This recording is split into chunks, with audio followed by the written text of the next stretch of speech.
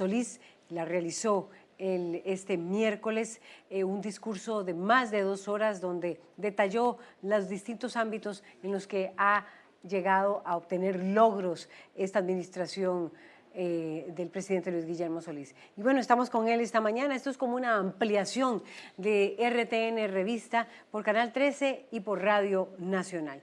Buenos días, presidente, un gusto estar aquí en Casa Presidencial con usted. Muy buenos días, doña Laura, y muy buenos días a todas las personas que nos miran o nos escuchan por medio de nuestro Sistema Nacional de Radio y Televisión. Igualmente que nos conceda esta entrevista que vamos a transmitir, les recordamos también en la noche, vamos a retransmitirla porque es un honor tenerla después de su rendición de cuentas en la Asamblea Legislativa. ¿Y qué tal si arrancamos precisamente con la Asamblea Legislativa?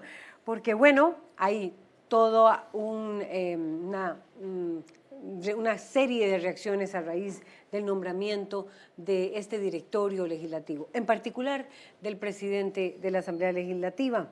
Un presidente legislativo cristiano que adversa la legislación para crear impuestos, derechos sexuales y reproductivos y derechos de las personas del mismo sexo, propuesto por Liberación Nacional. ¿Le pone cuesta arriba las negociaciones al gobierno, presidente? Bueno, yo espero que no. La relación que tengamos con el directorio legislativo y con las fracciones, los diferentes grupos parlamentarios, con diputadas y diputados individualmente consideradas, están todavía por verse. Por el momento, por supuesto que ha sido todo muy positivo, las conversaciones protocolarias ciertamente en los últimos 2 o 3 días, pero indicarían que hay buena disposición de seguir conversando.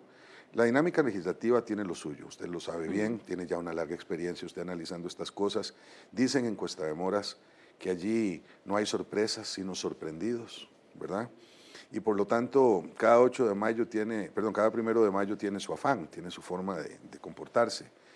Yo creo que la labor legislativa en donde el directorio juega un papel muy importante no está necesariamente condicionada por el directorio, es decir, el directorio sí tiene capacidad para la administración del plenario, puede en algunos momentos ser determinante en la tramitación de algunas leyes, etcétera, pero los grandes consensos, las grandes negociaciones, si la hubiera, por ejemplo, en materia tributaria, pues tendrá en el directorio legislativo un referente, pero no el único referente. Habrá consensos y construcciones que se harán con los grupos de partidos, con las fracciones, y por lo tanto, incluso si hubiese posiciones de diputados que individualmente adversan este proyecto o aquel, pues tendrá que ponerse en ese contexto y será en el marco entonces de debates más amplios donde se definirán las grandes políticas nacionales. Entonces, no digo que las posiciones del presidente de la Asamblea o de sus miembros, sus compañeros y compañeras miembros del gabinete, del directorio,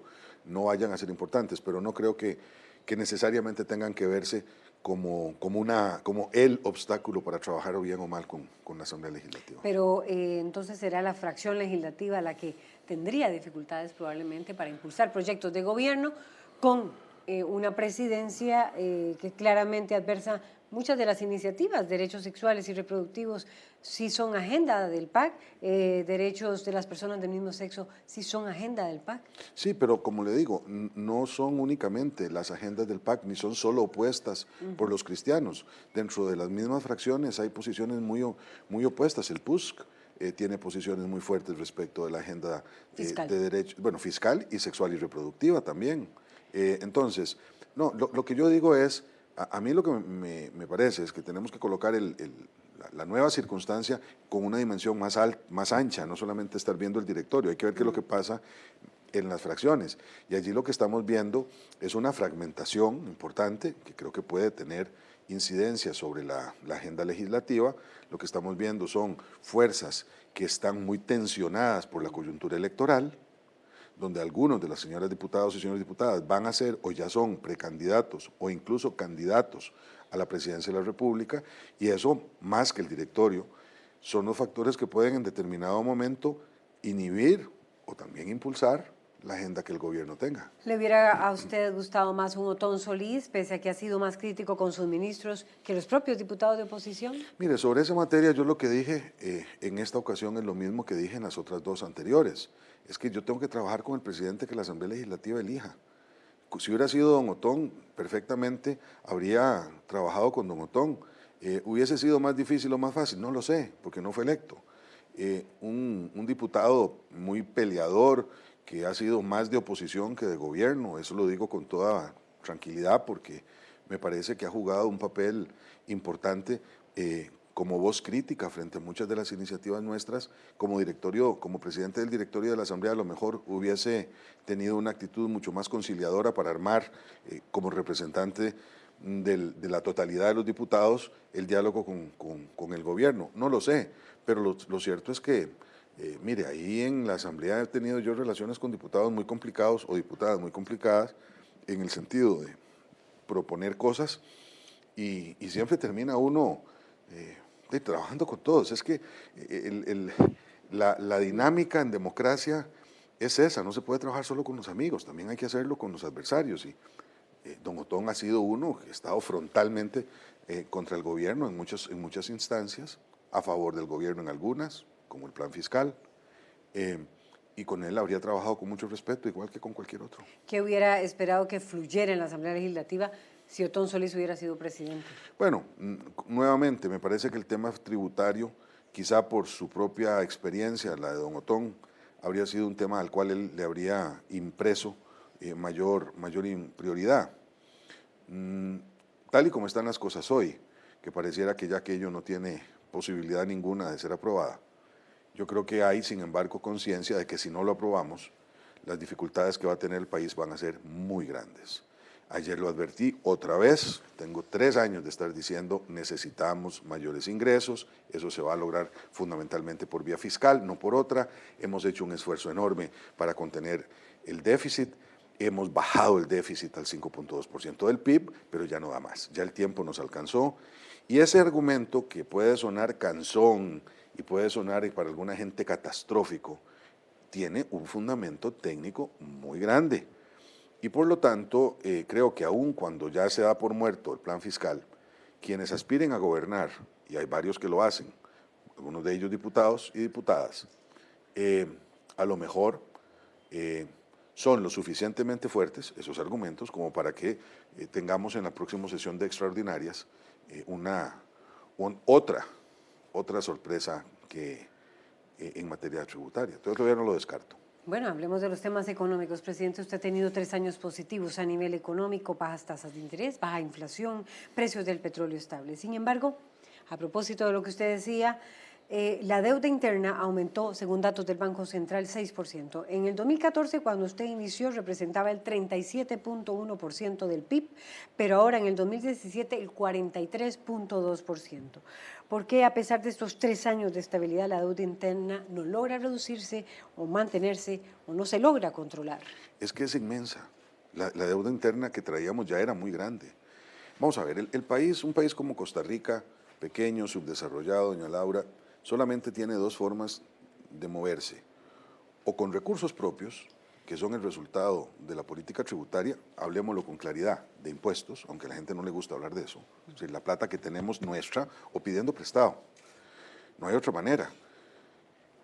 Por supuesto que hay, cuando dice uno pidiendo prestado, pues hay una gama de cosas. Se puede pedir prestado a un banco, se puede pedir prestado en una alianza público-privada, se puede pedir prestado concesionando, en fin, uno puede encontrar ahí varias opciones, pero es pidiendo plata prestada, porque no tenemos propia plata.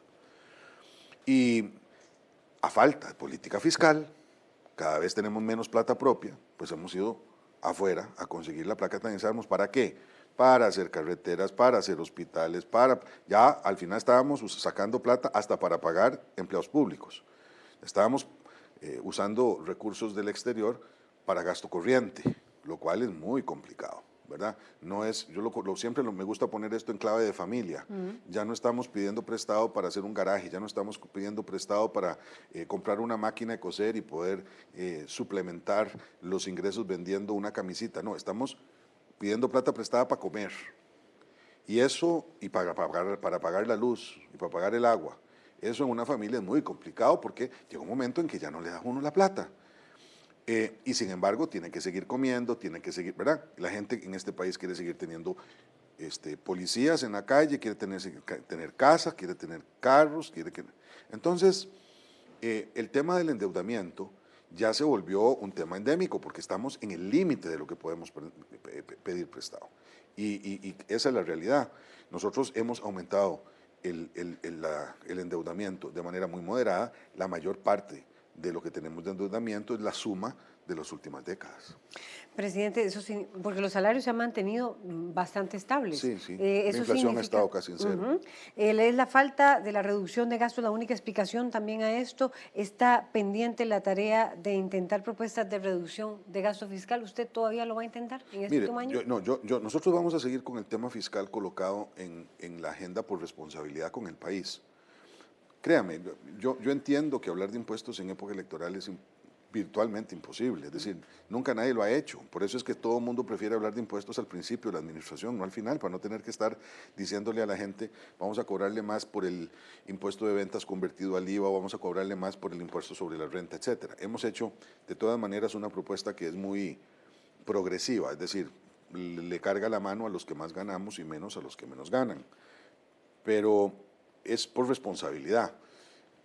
Si se puede o no se puede aprobar, ya eso tiene que ver con la realidad política y vamos a intentar manejar, navegar en esas aguas procelosas del año electoral, garantizando que el debate sea lo más técnico posible, que no se nos politice. Pero efectivamente hay algunos problemas que nos preocupan mucho y particularmente la combinación de déficit con endeudamiento.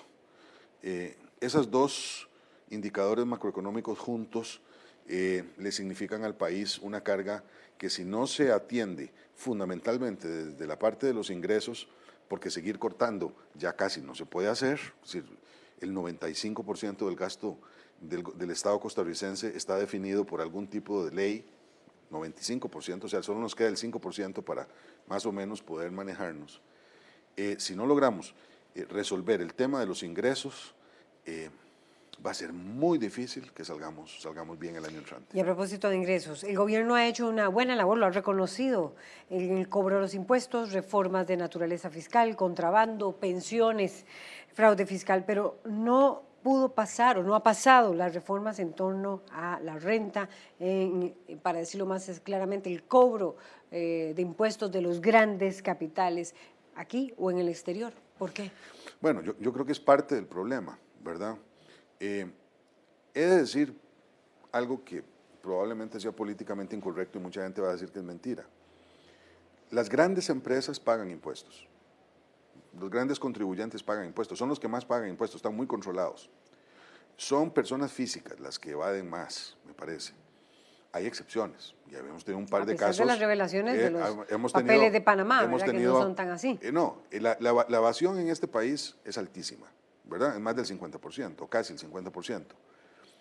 Y evaden utilizando los recursos que les da la ley o eluden, porque son las dos cosas, pues algunas personas vinculadas a bufetes y empresas y todo. Yo no quiero, pero digamos, la gran cantidad de plata, digamos, las platotas del Estado, los impuestos grandes, se pagan. Es el otro pedazo el que no se paga, ¿verdad? Son los profesionales liberales que no pagan el impuesto sobre la renta, qué sé yo, médicos, algunos abogados que pagan 25,000 pesos de renta al año y cosas por el estilo, cobran solo en efectivo, usted no puede pagar con tarjeta de crédito, no aceptan un cheque, lo mismo los otros profesionales liberales, abogados, ingenieros, etcétera, donde hay un problema grave, son otras personas que esconden la plata afuera, no tenemos renta global ni renta mundial para poder cobrarles, eso es un tema que está pendiente. ¿Y por qué está pendiente, presidente? Bueno, porque no hay voluntad política. Es que, bueno, los que tienen que aprobar esto están en la Asamblea Legislativa. Los que enviamos los proyectos de ley como iniciativa somos o ellos mismos, los diputados y diputadas, o el Poder Ejecutivo. Nosotros mandamos 9 proyectos, 9 iniciativas de ley, no un paquete entero, sino 9 para que se pudieran ir aprobando poco a poco. De los 9 se han aprobado 7 o algo así, ¿verdad? Solo nos quedan IVA, renta y un tercero, creo que es regla fiscal. Este es el problema real. Entonces, pues hay mucha gente que paga impuestos, incluidos los profesionales liberales que también pagan impuestos, que no son pocos. Pero en Costa Rica evadir el pago de impuestos o eludirlo utilizando los mecanismos legales que están dentro de las propias leyes del país es un deporte nacional. Y eso es, a mi juicio, una situación muy complicada porque explica por qué tenemos que irnos afuera a pedir la plata que aquí adentro no estamos generando. ¿A dónde se ve esa plata? de ahí, en las casotototas que hay en las playas, en las casotototas que hay en muchas urbanizaciones que deberían estar pagando más impuestos. Ya finalmente Hacienda transó con las municipalidades un mecanismo para que ellas sean las que cobren esos impuestos a las casas de lujo, por ejemplo. Y en los capitales, presidente, que están en el exterior y que no se les puede llegar, lo han demostrado los distintos mecanismos de evasión. Sí, sí, bueno, por eso. Y ahí, para eso se necesita renta global, renta mundial. Los proyectos nosotros no los hemos priorizado porque estábamos más interesados en… para llegar a esos capitales afuera, el esfuerzo tiene que ser enorme, desde el punto de vista técnico, ¿verdad? Y entonces pensábamos que ante la premura fiscal, pues otras prioridades son las que tenemos, que es cómo hacemos para recoger más aquí. Y recoger más aquí es valor agregado y renta. Pero sí es cierto, y esto lo dicen incluso personas de muchísimo dinero que tienen el dinero afuera, que mientras no les lleguemos a esas personas, también no tenemos acceso a una cantidad importante de ingresos. Presidente, usted ayer resaltó la disminución en la pobreza, un punto porcentual, si no me equivoco, y diversos sectores lo han aplaudido también. Sin embargo, venimos con un 20% más o menos en promedio desde 1992. Ese es el esfuerzo que queda pendiente de un gobierno del PAC haber logrado bajar de esa cifra del 20% histórico. Bueno, yo espero que los números este segundo año sean positivos otra vez, es decir, que bajemos otro poco, otro poquito, digamos. ¿Qué es lo bueno de eso? Lo bueno, por supuesto, en un sentido absoluto, es que hay 20.000 familias, 19.000 familias, que hoy pueden comer al menos una vez al día. Y eso, aunque se suene muy poco, es un montón de gente. Es un estadio de fútbol lleno de gente. Y eso se ha logrado, y ahí está la parte importante, no por medio de políticas de focalización, sino con un proceso que empieza en salir a buscar a los usuarios de los sistemas, no como antes que esperábamos que la gente de menores ingresos llegara al gobierno, sino que ahora estamos mandando a los cogestores a buscar a esas familias de menores ingresos, gracias a nuestros mapas de pobreza, cosa que ahora podemos hacer, depurar las listas de forma tal que no estén recibiendo los recursos de programas de pobreza, gente que no es pobre, que no era poca, 20% detectamos al inicio de la administración de la gente que recibía los subsidios del Estado no eran pobres, ¿verdad? Sino que se habían logrado meter dentro del sistema, pero no eran pobres, y a partir de ahí, no solamente hacer esas transferencias, mejorar esas condiciones, hogares con personas en discapacidad, con personas adultas mayores, etcétera, sin educación, sino tratar de sacarlos de la pobreza, ya no solamente de la pobreza extrema, dándoles capacitación y fundamentalmente buscando cómo lograr que esas personas encuentren empleo. Ese mecanismo, que es lo que ha hecho Puente al Desarrollo, me parece que es el legado. El legado entonces no hay que verlo solo en cuántas personas sacamos de la pobreza extrema. Esa fue la promesa electoral y me parece que estamos cumpliendo, sino cómo hacemos para que se mantenga ese sistema que ha sido exitoso. Presidente, con el desempleo la situación es más compleja. Siempre ha estado en años recientes entre el 6 y 8%, ahora está cerca del 10%. ¿Esperaba el país que un gobierno del PAC lograra reducir el desempleo? Bueno, mire, yo también lo deseaba y en realidad pasó del 10.1% en el primer año, estamos hoy en el 9.4%, una cosa así, ha habido una disminución pequeña, especialmente en los sectores de menor educación, de menor formación. En los sectores más dinámicos de la economía, los que tienen que ver con zonas francas, los que tienen que ver con inversión extranjera directa, los que tienen que ver con turismo, el empleo va creciendo muchísimo más. Sí, estamos hablando del 16%, 14% en el caso de zonas francas. Estamos hablando aquí de personas que tienen ingeniería, que hablan 1 o 2 idiomas, ¿verdad? Que tienen capacidades de ser gente de cómputo, en fin. La conclusión frente a eso es, sí hay una diferencia entre estudiar y no estudiar, sí hay una diferencia entre tener formación profesional o no tenerla, sí hay que hacer esfuerzos para que más gente estudie las materias difíciles, matemáticas y ciencias y químicas, ingenierías y todas esas cosas, ¿verdad? Sí es necesario que continuemos apoyando a ese sector externo. Hoy son casi 100.000 empleos directos que produce ese sector, no podemos simplemente decir aquí no ha pasado nada, no, sí ha pasado y ha pasado mucho. Entonces, hay que atender a esa otra parte, de la masa trabajadora, y allí ciertamente el crecimiento no ha sido suficiente. Estamos creciendo, sin embargo, doña Laura, digamos 3.5, para no utilizar la cifra más optimista que es 4,2. 4,5. Pero bueno, 4,5. Histórico, sí. Pero digamos 3,5. Eso es más del doble del promedio latinoamericano. O sea, Costa Rica está entre los 10 países que más crecen de las Américas, incluidos los Estados Unidos y Canadá, ¿verdad? Bueno, pero no es suficiente. Necesitamos crecer al 6, al 7%. ¿Y qué pasó? Y ese ¿Por qué crecimiento, no pudo bueno, el gobierno? ¿por qué? Bueno, porque ahí entran todos los otros factores, ¿verdad? Que tienen que ver con nuestra capacidad de invertir en ciencia y tecnología, nuestra capacidad de formar a las personas que no tienen tanta formación, 40 años de rezago. Es que también en 4 años no podemos resolver todos los problemas estructurales. Y uno de los problemas estructurales tiene que ver con la forma como la economía se ha venido comportando. Recordemos, solamente como ejemplo, que desde hace 30 años al campo y a la gente del campo en este país se la dejó botada. Porque no se entendió que esa otra parte de la economía, la que tiene que ver con el mercado interno, que para nuestro efecto debería de ser el costarricense y el centroamericano y caribeño, había que atenderlo también. Pero aquí, por razones ideológicas, muchos de los gobiernos previos al nuestro solamente se fijaron en zonas francas, tratados de libre comercio, los sectores que estaban más pegados al mercado externo. Y al hacerlo, dejaron botado a un sector que ahora reclama, con toda razón, que no tiene trabajo. Presidente, quiero aprovechar ahora que usted citaba los tratados de libre comercio. ¿Por qué usted todavía no ha dicho si Costa Rica debe formar parte o no de la Alianza del Pacífico? ¿No es eso seguir en la dinámica de los tratados de libre comercio? Bueno, depende de cómo uno lo vea. Puede ser eso o puede ser todo lo contrario.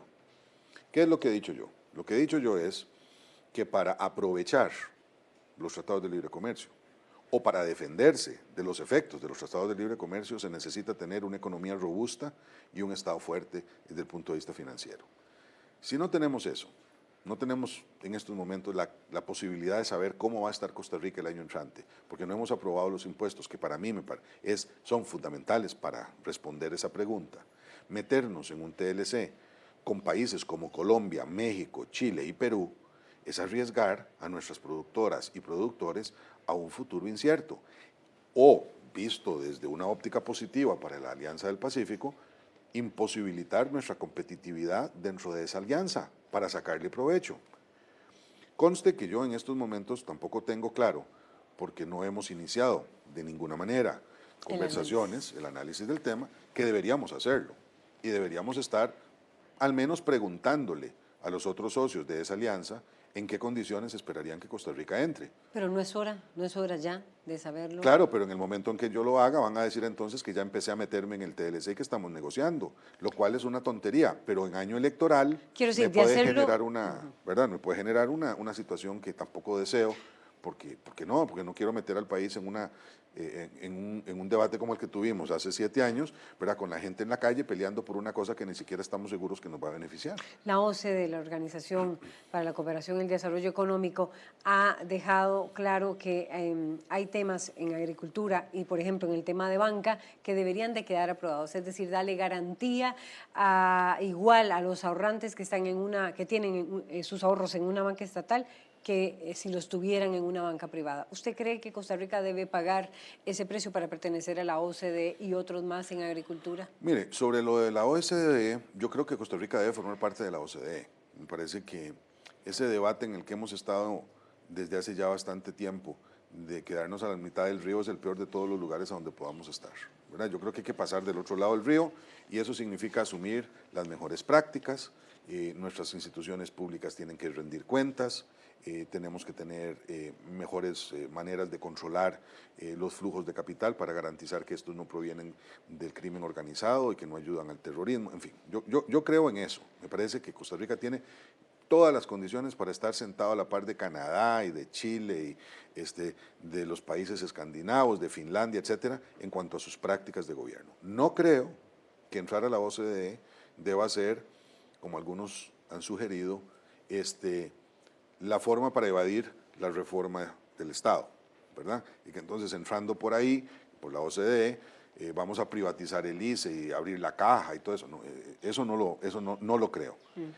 Ahora, ¿Y si lo pide la OCDE? Bueno, ahí está el debate. Nosotros no tenemos por qué aceptarlo y no entramos, punto. ¿Verdad?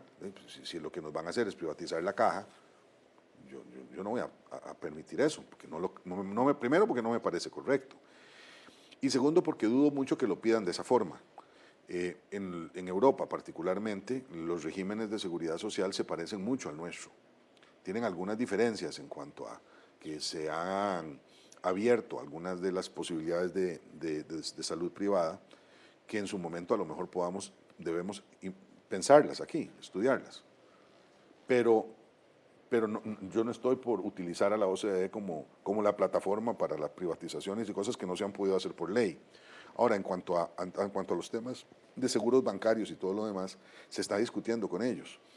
Y se ha explicado bastante bien que no es tan así, no es que al gobierno le va a costar un montón de plata hacer seguros a bancos privados para que se sientan los ahorrantes allí igual de seguros que en un banco del Estado.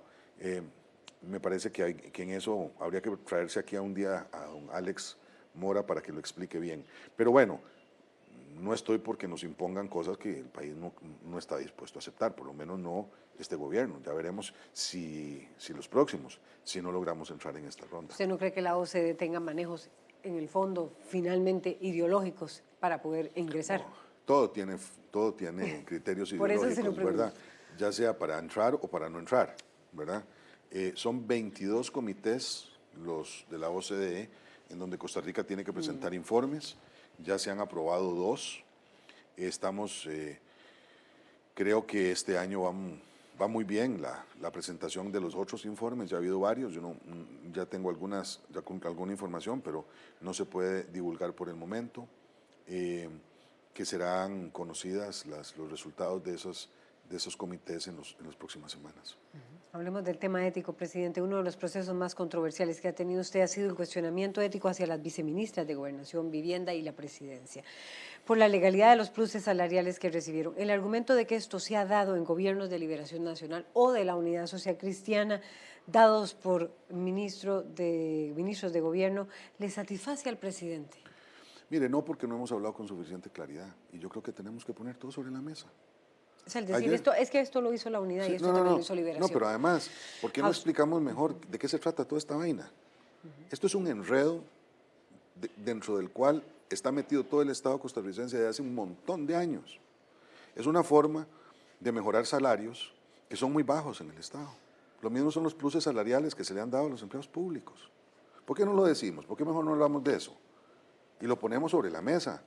Cuando a mí me dicen que somos un gobierno corrupto, porque 3 viceministras recibieron, no porque lo pidieron ellas, sino porque se los atribuyeron a ellas como salario, los directores de recursos humanos, se dan cuenta de que recibieron más plata y la devuelven, ¿dónde está la corrupción? Corrupción habría sido que sabiendo que eso ocurría, como pudo haber sido en el pasado, no digo que lo fuera, pudo haber sido en el pasado, aquí paz y después gloria y se fueron para la casa y no pagaron nada de vuelta.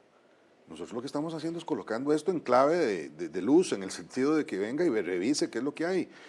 Hay una cantidad de disposiciones legales rarísimas, contradictorias. Unos dicen que el 40, que otros que el 65. Yo no entiendo cómo es la cosa. Al final voy a tener que resolver si los recursos se apelaran hasta las últimas consecuencias y no quiero adelantar criterios respecto de una cosa u otra. Pero ahí yo no lo que veo es, no veo corrupción, yo lo que veo es un enredo. Es un enredo, es un berenjenal. Y este gobierno lo que quiere es aclarar ese berenjenal. Dicho sea de paso, a mí me parece a veces hasta vacilón, hasta como para reírse. Un ministro, quien no está colegiado, quien no tiene una profesión considerada liberal, pero que es jerarca de una institución, a la cual no se le puede pedir exclusividad de trabajo en esa institución si no tiene esas dos condiciones, si no está colegiada o si no tiene una profesión liberal. Entonces, ¿qué? ¿Vamos a tener una ministra que puede trabajar los fines de semana haciendo extras o después de las 6 se pone a hacer consultorías? Porque es un absurdo. Un ministro, ¿qué pasa si yo decidiera mañana, como presidente de la República, contratar como ministro de Agricultura a un campesino. ¿Por qué? Porque es muy inteligente y porque está haciendo un trabajo magnífico en una cooperativa y lo nombro ahí y no puede recibir pluses de nada. Entonces, que él se vaya después de las 6 a hacer extras para poder sobrevivir con un salario del carajo que tiene el gobierno. Entonces, ese tipo de cosas yo creo que deberíamos estar diciéndolas con más tranquilidad y que las pongamos sobre la mesa y que la gente se dé cuenta de cuál es el problema. Aquí no nadie se está robando el sueldo, nadie. Pero, como nuestros adversarios no encuentran ningún escándalo con el cual pegarnos, como en el caso con el pasado, entonces están inventándose fantasmas donde no los hay. Por eso es que no me satisface la discusión. Y le he pedido al Ministerio de Comunicación que por favor nos ayude a colocar esto en forma sencilla, sin tapar nada, para que la gente lo conozca. Presidente, hablemos del área de transporte. Sin duda alguna, la dramática historia de ineficiencias con la Platina se acaba con la decisión de este gobierno de crear el puente Alfredo Gonzalo Flores, una obra de gran interés para el país. Pero el grupo consenso formado por el Colegio de Ingenieros, el Laboratorio Nacional de Materiales de la UCR, la Cámara de la Construcción, se pronuncia recientemente en torno a que la infraestructura vial está en crisis y que la columna vertebral, que es el proyecto de la Ruta 1, o sea, la carretera San José-San Ramón, no arranca. ¿Le ha faltado impulso al MOP para iniciar este proyecto, esta obra y otras? Mire, probablemente la respuesta fácil, doña Laura, a esa pregunta es sí le ha faltado, pero no solo al MOP. Porque cuando uno se pone a analizar el conjunto de obra pública que hay en el país, se da cuenta que no solamente el MOP o CONAVI entran en la jugada, entran también empresas privadas, entran también intereses, digamos, nacionales e internacionales, porque aquí trabajan empresas internacionales en consorcio con las empresas nacionales, que hacen que la discusión sea bastante más complicada. Contratos mal hechos, en donde hay connivencia sin duda entre empleados públicos y empleados privados. Curiosamente, en una carretera como la carretera Naranjo-Florencia, le digo mi experiencia, ya vamos para adelante, vamos soplados, vamos ilusionados y de un momento a otro aparecen 19 intervenciones que hay que hacer en taludes, porque resulta que en la carretera hay fallas de las cuales nadie tenía razón, o encontramos obras que todavía tienen pendientes las expropiaciones, o una carretera como esa misma, la Florencia-San Carlos, que no tiene puntas, era como una pista de aterrizaje, no tenía puntas, no estaba conectada a ninguna parte, entonces hay que empezar a hacer las puntas. Carreteras que se hacen a 2 carriles, a 3 carriles y a 4 carriles, entonces vamos abriendo y cerrando la carretera como si aquello fuera un acordeón. Carreteras que insisten en que se construyan vía fideicomiso sin cálculos suficientes cuando se hacen los primeros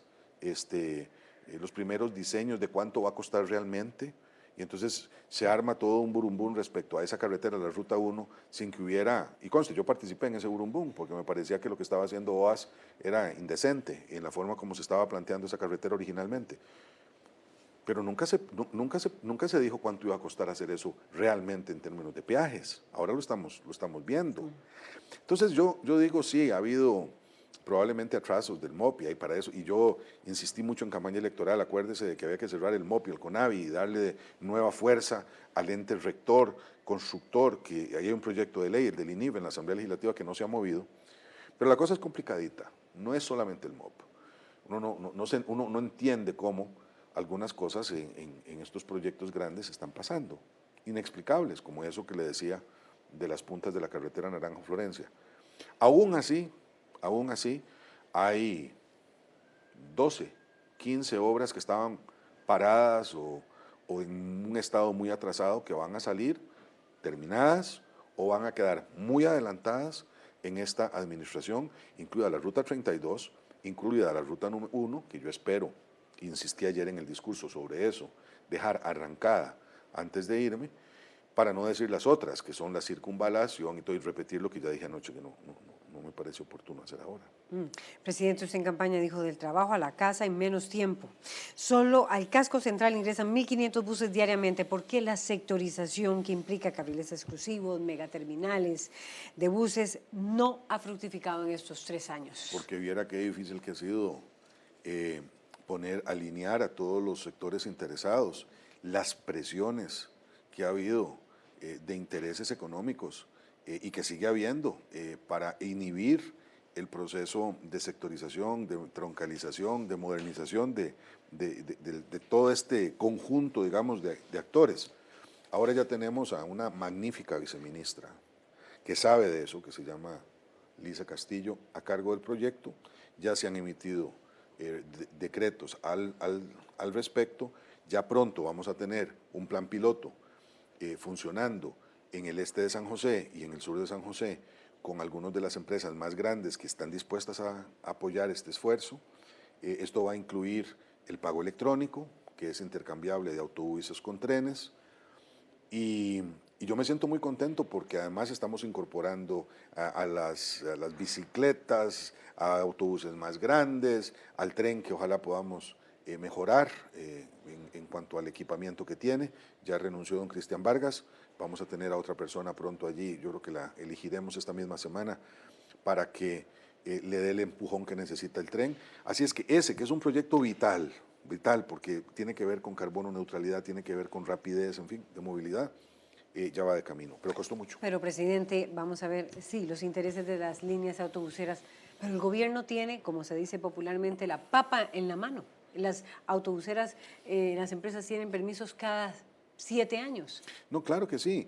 Y ¿Por qué no se ha ejercido con mayor vigor esa presión a las autobuseras y se les rechaza su permiso? Porque también yo creo que tenemos que, más que trabajar en contra de esas empresas, tenemos que trabajar con ellas.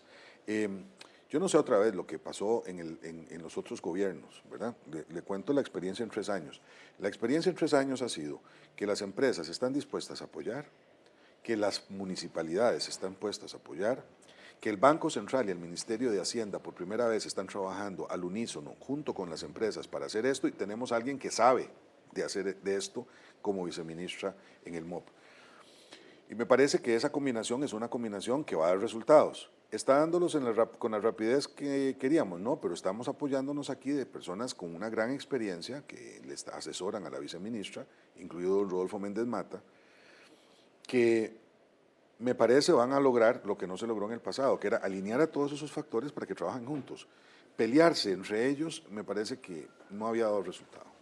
Presidente, tal vez también no será necesario un apoyo mayor del gobierno a la Autoridad Reguladora de los Servicios Públicos en esa labor que quiere emprender de reestructurar el modelo tarifario y el pago electrónico. Si la fórmula que están usando es buena, sí. Pero lo que me han dicho es que la fórmula está mala y que hay una serie de estudios que comprueban que la forma como Arecep quiere cobrar esas tarifas no se ajusta a la realidad y que eso no es una valoración política, es una valoración técnica. Y ese debate que está allí planteado, me parece que hay que aclararlo, porque si no existe un mecanismo confiable para definir tarifas y vamos a jugar al populismo con tarifas de buses y decir que hay que bajarlas sin tomar en cuenta la calidad de la flota y las obligaciones que tienen que tener las empresas para garantizar un servicio público de buena calidad, entonces podemos terminar siendo un despropósito. La Arecep cuenta con todo mi apoyo para el trabajo que realizan, por supuesto, pero quiero estar seguro de que no van a cometer una injusticia. La Arecep no es infalible y me parece que tiene que aclararse el tema de la fijación de las tarifas a partir de una fórmula que sea técnicamente defendible. La resistencia de las autobuseras de que se cobre electrónicamente, dicen los sectores que adversan a las autobuseras que para evitar que se conozcan cuántos pasajeros en realidad ingresan. Bueno, como le digo, ahora tenemos a unas empresas que están dispuestas a hacerlo junto en el sistema definido por el Banco Central y Hacienda, que tenían que estar juntos trabajando en esto porque ellos son los que van a beneficiarse precisamente de la definición del número de pasajeros.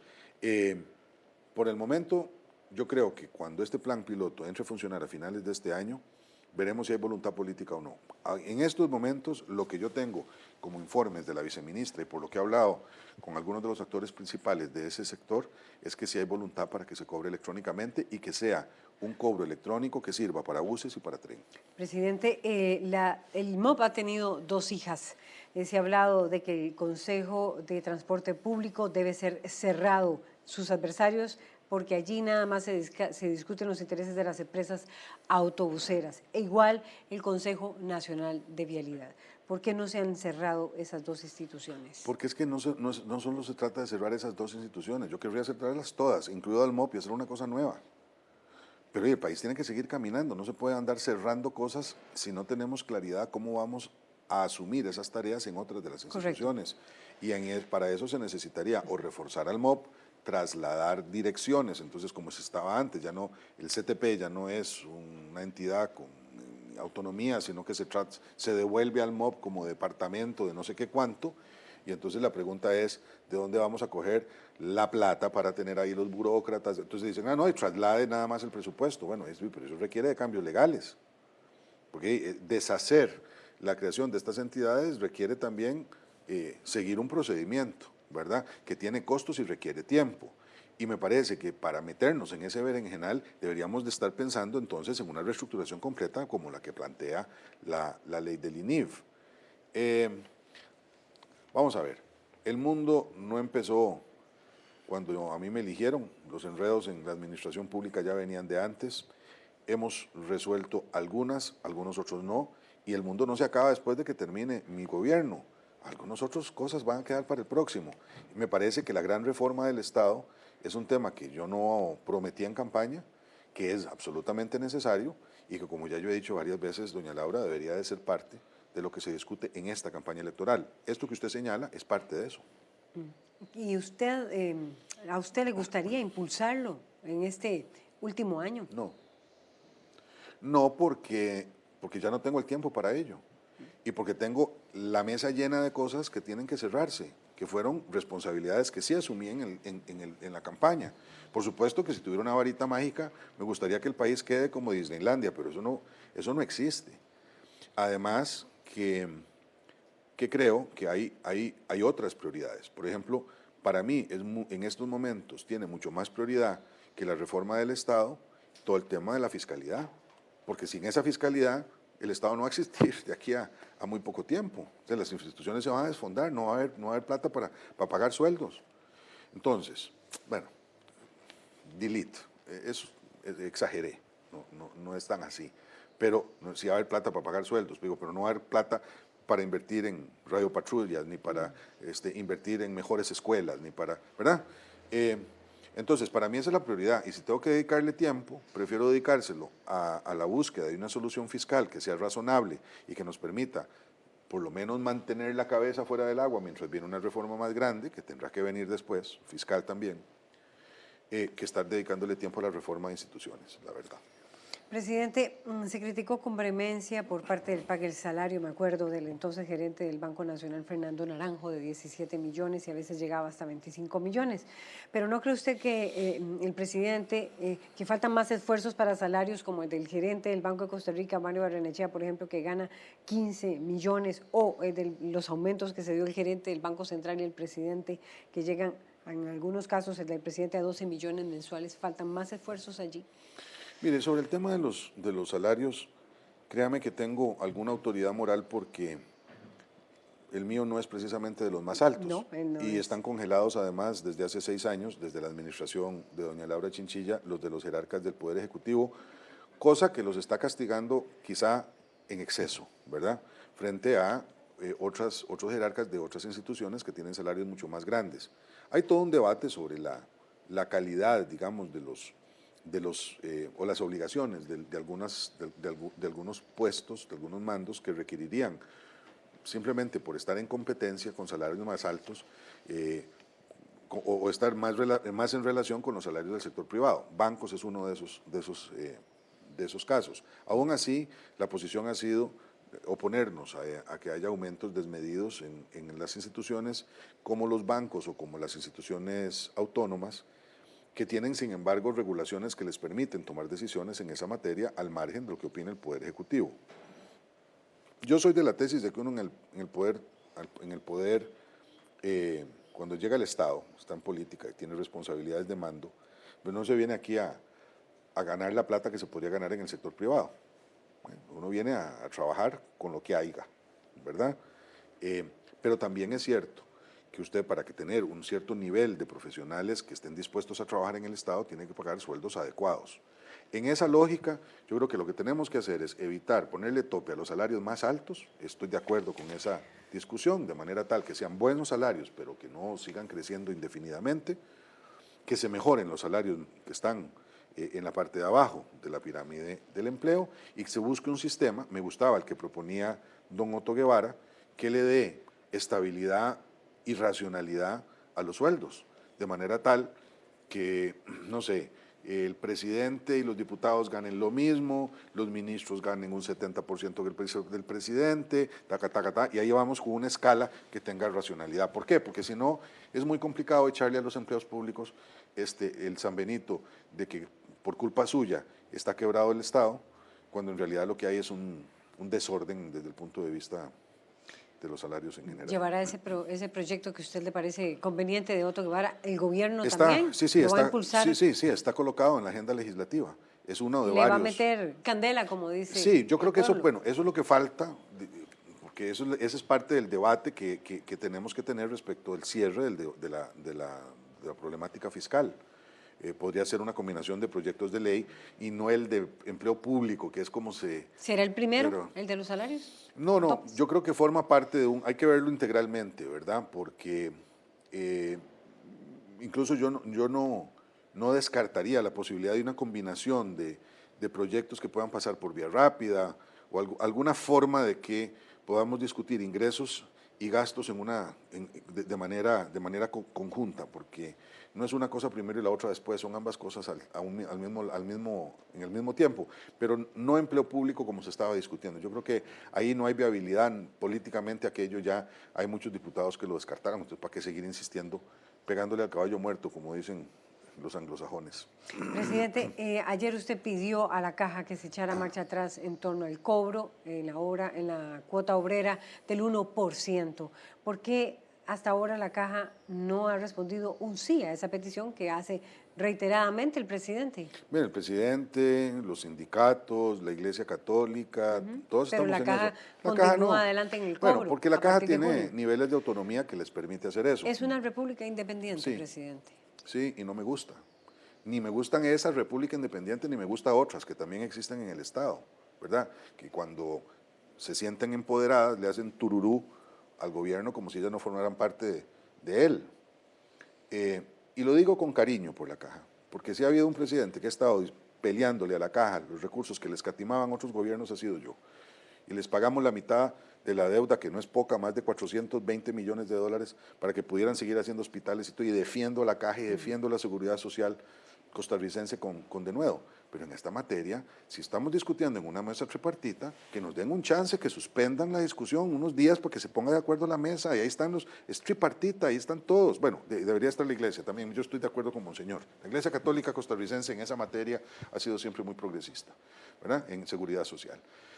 Pero más allá de ese debate, que nos den chance, que se demuestre que hay buena fe de la administración, dándole una oportunidad a la mesa para que resuelva los términos en que se discutan las pensiones. Es un tema importante para un país que envejece. Presidente, usted tiene 3 representantes de gobierno y una presidenta ejecutiva allí. No les va a decir, usted tiene la papa en la mano. No, les he dicho, lo que pasa es, y créame que la discusión con los directivos de la Caja, que operan colegiadamente y que una vez nombrados ya no pueden ser removidos, a no ser de que uno quiera hacer una crisis institucional que termine favoreciendo otros intereses, ha sido muy intensa.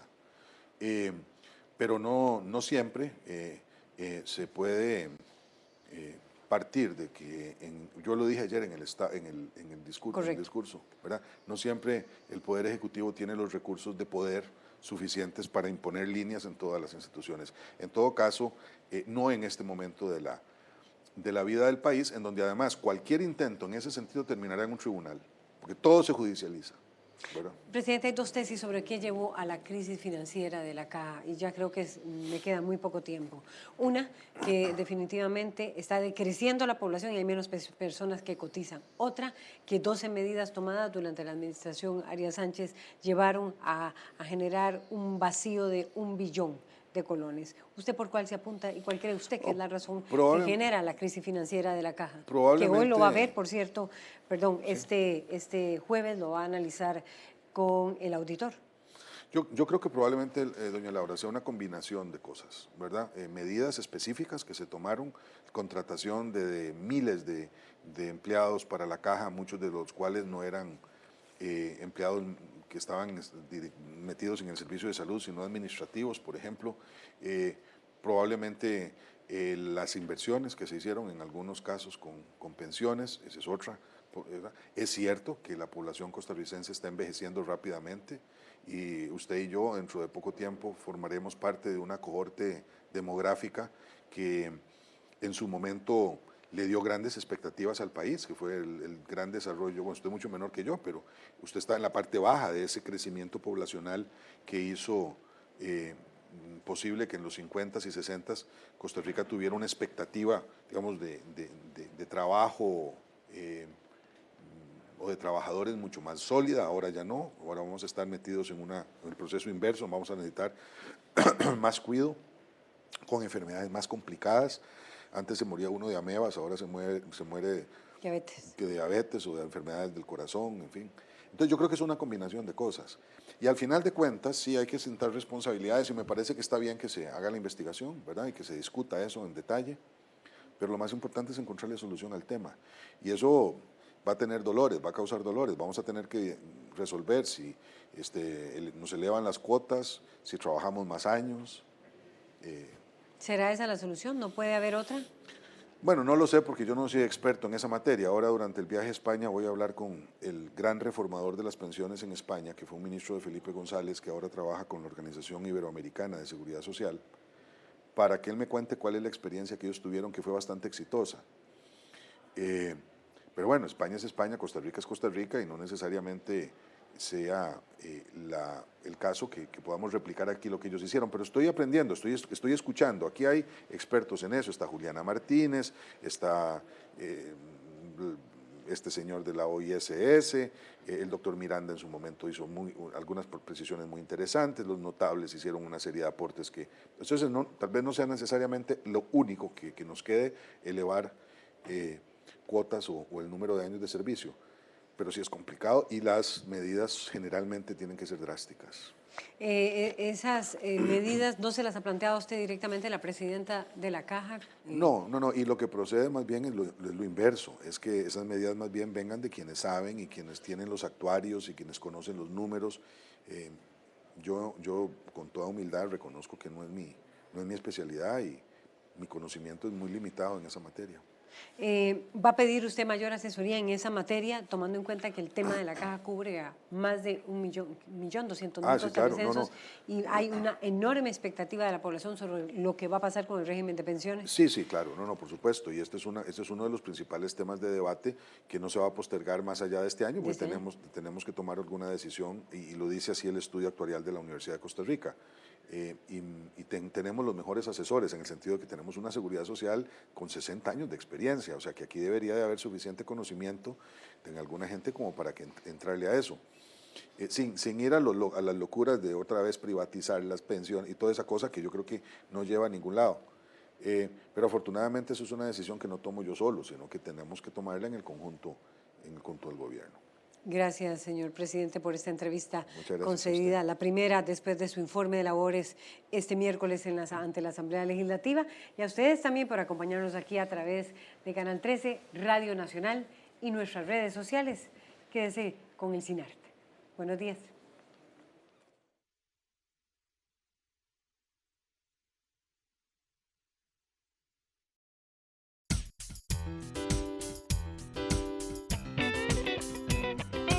A continuación, Sin Secretos con Doris.